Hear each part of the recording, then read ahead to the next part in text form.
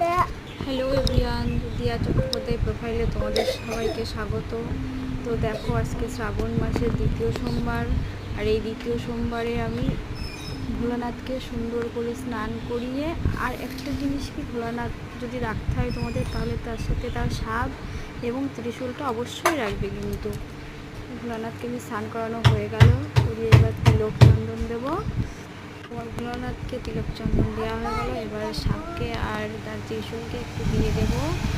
এবার যেটা দেবো ভোলানাথের আসল স্পেশাল যেটা, সেটা হচ্ছে একটু নমস্কার দিয়ে তাকে একটা ফুলের মালা দিয়ে দেবো, আকান্দ ফুলের মালা।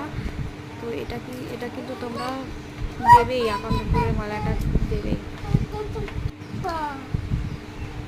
এবার আমি একটা বেলপাতায় চন্দন মাখিয়ে তার মাথার উপর দিয়ে দেবো, মাথার উপর দিয়ে দিলাম সুন্দর করে। তারপরে তাকে সুন্দর করে ফুল